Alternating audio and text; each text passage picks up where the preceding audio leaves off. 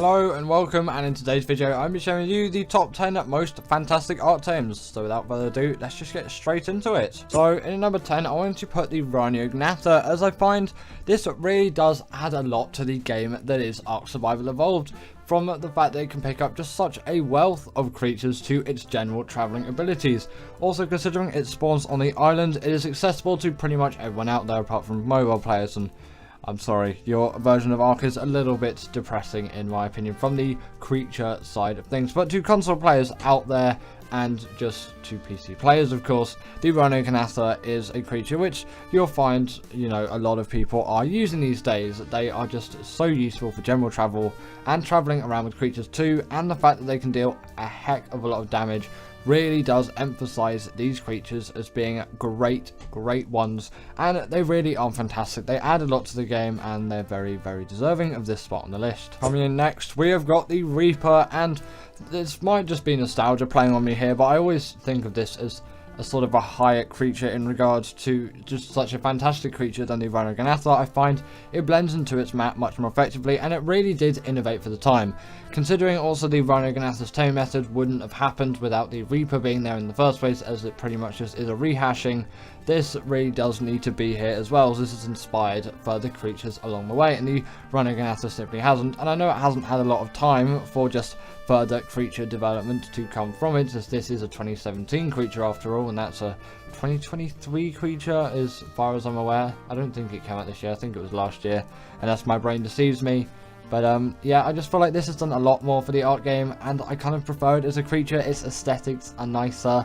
I like its abilities and its damage, although it doesn't really have too many abilities. The fact that it can go underground and can slow down creatures with its tail attack, deal a heck of a lot of damage, and just be really interesting to tame and interact with, makes it a fantastic creature for me. Next, I really want to put the Crystal Wyvern, as I find this is one of those creatures where I really find it is just so overpowered for the taming method. Taming a Crystal Wyvern is ridiculously easy, and way easier in my opinion than just a regular Wyvern. You need to be level 60, then simply knock out Crystal Wyvern and that primal crystal will be obtained. Then find a very specific spot on the back of it. It's kind of just between the head and the wings, sort of just on the body. There's a sort of spot where you can nestle there, and as it flies around, just click E whenever it wants that primal crystal and you get yourself a Crystal Wyvern. I love the elemental abilities. My favourite one is the Blood Crystal Wyvern. The Emerald Crystal Wyvern is also quite a popular one among many. This is the Tropical Crystal Wyvern because I just think it looks better for the B-roll, but I find that elemental abilities are just more useful than the general Wyvern ones, and they also are just really lovely creatures to use and really easy to tame. In number 7 we have got the Shadow Mane, and this is just one of those creatures where it's like it is really innovated in the space, coming out in Gen 2 of course. It has been around for a fair few years now, 2 or 3. I think it's 3 now, considering I'm pretty sure Gen 2 is 2021. Hopefully I got that right. My brain can't really think back that many years at the moment because it's in a little bit of a fog in 2024 mode. But either way, this creature is just so packed full of abilities. It is insane. It can jump to incredible heights. It has the hydration buff.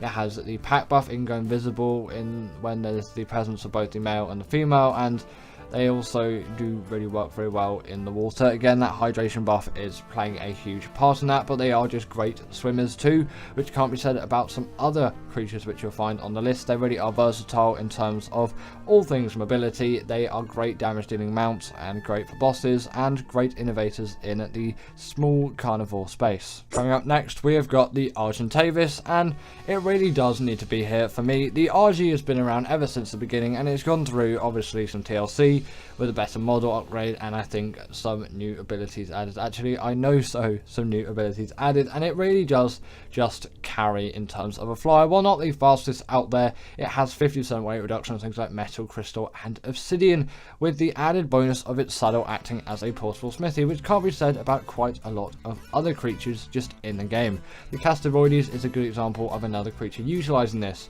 They can also pick up a wealth of creatures like the Dodic and the Anki, which can help you to gather all things like those resources like I mentioned, metal, crystal, obsidian, but then you can get stone and flint and wood and thatch. Fiber you're not going to be getting on this thing, but really you can get a theory to do that, and that is going to be very effective. They can also carry a secondary creature in their beak too, if you want to take your dodo for a little sky flight. And they are very, very effective in regenerating quickly too, as if you simply kill something and eat the dead body, or just simply eat a corpse of a creature, you're going to have a nice regen buff, which is going to carry you. In number 5, we have got the Bionics, and this is the best cavern creature really in my eyes, especially considering the time at which you're going to be getting this creature spawning in the swamp biome on the island, and swamp biomes on just other maps in general, and the whole bog biome on Gen 1 of course. These are really effective caving mounts. Their size is perfect, that they can pretty much slip into any sort of cave that you'd be wanting to go into. Their high damage and high health with great mobility allows them to go into these caves and fight against all of the combatants very effectively, and it really does great in this regard. They're great for underwater caving too, due to their spin attack, which in some creatures up to the size of a megalodon. They can also jump too, so I guess now you can go Super Mario Galaxy style. But yeah, they really are a favourite of mine. I love these creatures, and for the level you're getting them at, and for the ease of taming, just a very basic knockouts, you really can't get anything too much better than one of these things. Coming up next, we have got the Desmodus, and the Sanguine Elixir that this thing offers is just such a valuable resource in my opinion. I simply had to put it on the most fantastic Ark creatures list. Also, with its nice neat glide ability, it is a very effective flyer. Obviously the Sanguine Elixir is going to give you 30% of your tames like that with click of a button. There are also blood bag farms too, and for the next creature on the list, that is going to be a very huge help, or just a big helping hand in a way. They're great for PvP too, with the ability to pick players off mounts with relative ease, especially seeing that glide ability again. You can get quite a lot of speed going with these things.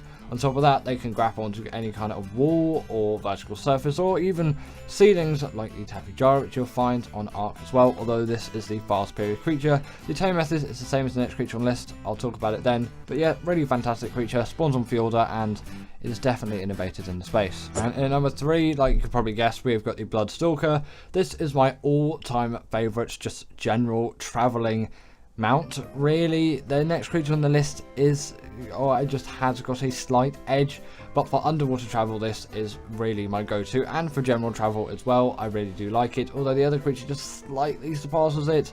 But for all of the other underwater travel, which I'm doing a surprising amount of at the moment, it's actually a little bit weird for me to be doing that, but it's definitely satisfying those needs. You tame it by getting blood bags, and you can feed it something like a moss chops first to get that effectiveness up to 100%, which, you know, to be honest, it's relatively easy to do if you just have the basic prep done.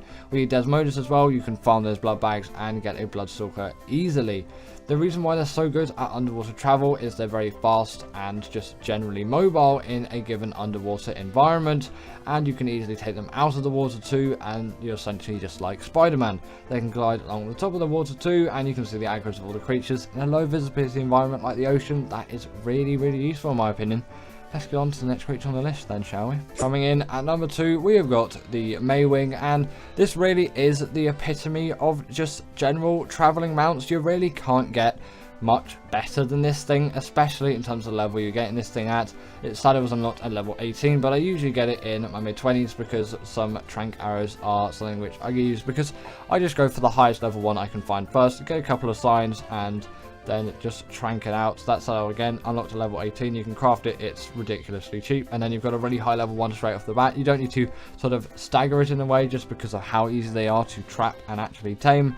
Then there's a little bit of learning curve in actually learning how to fly one of these things, but once you have done that, you really aren't going to struggle whatsoever at getting these things around the place, and they travel with such speed that there really is nothing better out there. They act as a portable feeding trough too, with that slight disturbing animation you'll see in a little bit. Still can't really get over it, but you know, I guess it's there. You can carry 4 babies as well in its saddle too, and even steal enemy baby creatures with this ability. They're pretty decent swimmers as well, not quite as good as the Bloodstalker, and they can actually skim along the top of the water too. Again, like the Bloodstalker, but they're not quite as good as a swimmer. And they can gather berries too, actually. It's a nice, neat ability they have. And in number 1, we've got the Deinonychus, and I know this really does seem to very often top my lists, but I really do need to emphasize that I love this creature, and I think it's the most fantastic one out there, with its very fast mobility, the fact that it takes no fall damage, and its wall climbing skills.